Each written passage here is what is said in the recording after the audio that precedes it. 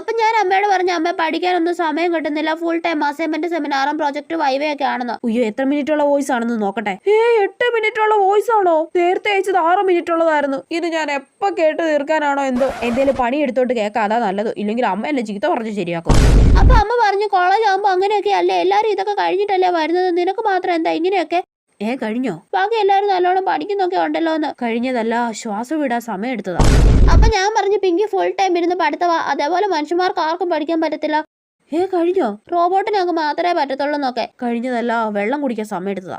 ലൂസിക്കും മിക്കിക്കും ഒക്കെ ഉള്ള മാർക്ക് തീരെ കുറവാണെന്നാ ഞാൻ പറഞ്ഞത്. കഴിഞ്ഞോ? എടാ, നീ വോയിസ് മൊത്തം കേട്ടോ? പിന്നെ നിന്റെ 8 മിനിറ്റും 10 മിനിറ്റും ഉള്ള വോയിസ് കേട്ടാ ഞാൻ ഇവിടുത്തെ പണി മൊത്തം ചെയ്തത്. അല്ലെങ്കിൽ എന്റെ ഇന്നത്തെ ദിവസം മൊത്തം നിന്റെ വോയിസ് കേട്ട് തീരുമോളെ. പിന്നെ 10 മിനിറ്റ് ഉള്ള വോയിസ്. മിക്കവാറും ഇത് രാത്രി ആയാലും ഇത് തീരൂലെന്നാ തോന്നുന്നേ. എന്നാ ഞാൻ കോൾ ചെയ്യട്ടെടി. അയ്യോ വേണ്ടായേ.